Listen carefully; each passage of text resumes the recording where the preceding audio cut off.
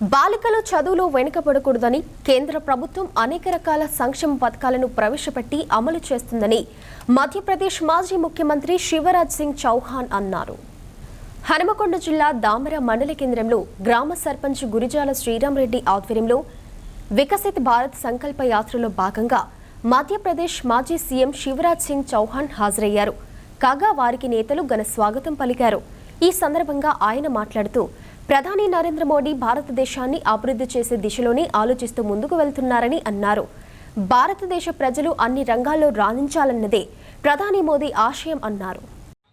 आधी आबादी को पूरा न्याय देना, स्त्री जाति का भी इस धरती पर हक है.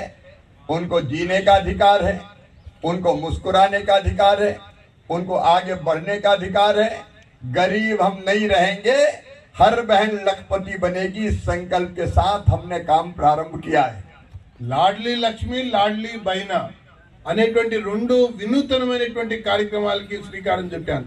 కారణం, ఒక బాలిక చదువులో వెనకబడకూడదు, ఒక బాలిక సామాజికంగా అభివృద్ధి చెందడంలో వెనకబడకూడదు, ఆర్థికంగా రాణించడంలో వెనకబడకూడదు, అట్లాగే తన కాళ్ళ మీద తాను నిలబడేటువంటి విషయంలో వెనకబడకూడదు.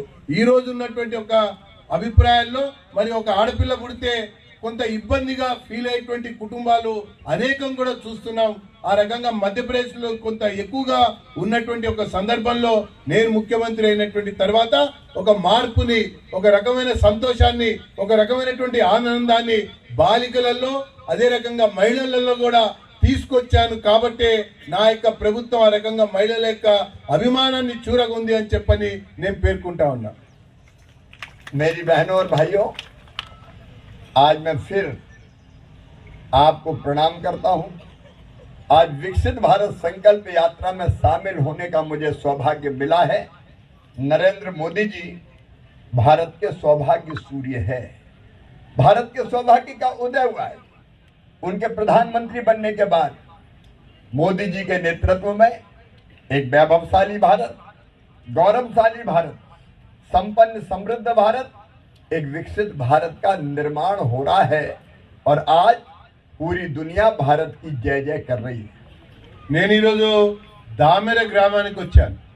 అందులో మారుమూల గ్రామ పంచాయతీలకి ఇక్కడ నేను విచ్చేశాను.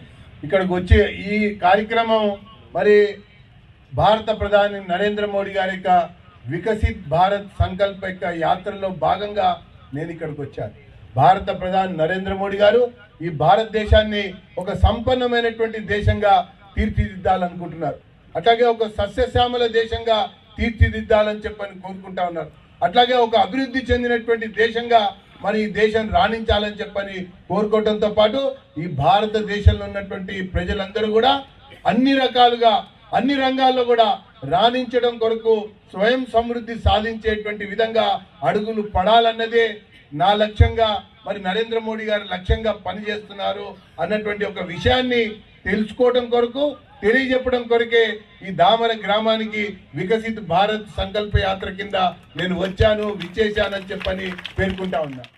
అమలు చేస్తున్నారో ఆ స్కీమ్లన్నింటినీ ఇక్కడ ఇంప్లిమెంట్ ఏ స్థాయిలో అవుతున్నాయి, వాటినన్నింటినీ మీ అందరి దగ్గరికి తీసుకురావాలనేది ముఖ్య లక్ష్యంగా పెట్టుకొని మన ప్రధానమంత్రి గారు మీ దగ్గరికి మన ముఖ్య అతిథిని కూడా ఇక్కడికి పంపించడం జరిగింది, శివరాజ్ సింగ్ చౌహాన్ గారిని. వారికి మరొకసారి ధన్యవాదాలు తెలియజేస్తున్నా. అధికారులు ఇప్పుడు ఇంతకుముందు మన మేనేజర్ గారు చెప్పినట్టు మీరు అడగంగా అమ్మాయిని ఆనందం పెట్టదన్నట్టుగా స్కీములు అనేటివి చాలా ఉన్నాయి. 100 స్కీములు ఉన్నాయండి. దాదాపు 300 స్కీములు సెంట్రల్ గవర్నమెంట్ దగ్గర ఉన్నాయి. ఇప్పుడు ఇంతకుముందు మేనేజర్ గారు చెప్పినట్టు 12 రూపాయలు కడితే, ఏడాదికి 12 రూపాయలు కడితే మనకు 2 లక్షల రూపాయల జీవిత బీమా పథకం ఉన్నది. ఏ ఇన్సూరెన్స్ కంపెనీలో అది ఉందా ఇంతవరకు? మరి అట్లాంటి వాటిని మనం వినియోగించుకోవాలి. దాదాపు ఇప్పుడు 90% మంది ఇప్పుడు ఈ మధ్యలో వినియోగించుకున్నారని చెప్పడం జరిగింది. చాలా సంతోషం సార్. ఇంకొకటి, కేంద్ర ప్రభుత్వం సంబంధించిన స్కీములలో మోర్ దెన్ 50%, 50% సబ్సిడీతోని చాలా స్కీములు ఉన్నాయి. అవన్నీ మనకు తెలివయు ప్రజల దగ్గరికి ఇంతకుముందు ఇక్కడ వేరే గవర్నమెంట్ ఉన్నది కాబట్టి అవన్నీ తీసుకుపోలేకపోయినని కూడా నేను సభాముఖంగా తెలియజేస్తున్నాను.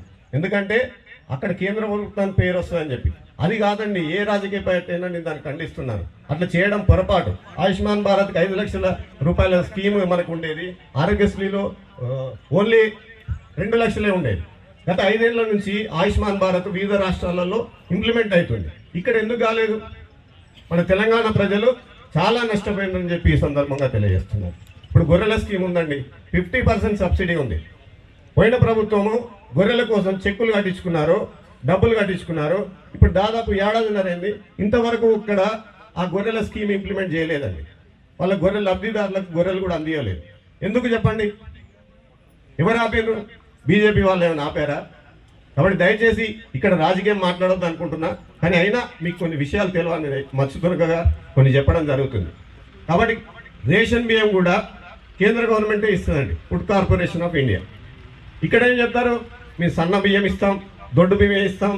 మీరెవరండి ఇవ్వడానికి బియ్యం? ఇచ్చేది కేంద్ర గవర్నమెంట్. అది ఏం జరుగుతుంది ఇక్కడ అంటే, అక్కడ ఒక గవర్నమెంట్, ఇక్కడ ఒక గవర్నమెంట్ ఉండగా సొమ్మొగర్లి సోకొగొల్లి అయిపోతాయి. నిధులు వచ్చేటని అక్కడ పోయి ఇక్కడ మేము ఏమి ఇస్తలేరు అని చెప్తారు. ఇవాళ చెప్తే నాకే పరిశాన్ అనిపించింది. ఇన్ని స్కీములు ఉన్నాయి. గ్యాసులు దాదాపు ఈ గ్రామంలో 400 గ్యాస్ కనెక్షన్ తీసేస్తారు ఉజ్వల యోజనకి. మీరు ఏమి ఇవ్వట్లేదు అని చెప్తారు. ఇదెంత దుర్మార్గం. ఇప్పుడు కూడా ఉజ్వల యోజన స్కీమ్ ఉంది, మన దగ్గర స్టాల్ ఏర్పాటు చేశారు. రైతులకు కూడా కిసాన్ సమ్మాన్ నిధి ఇస్తున్నారు.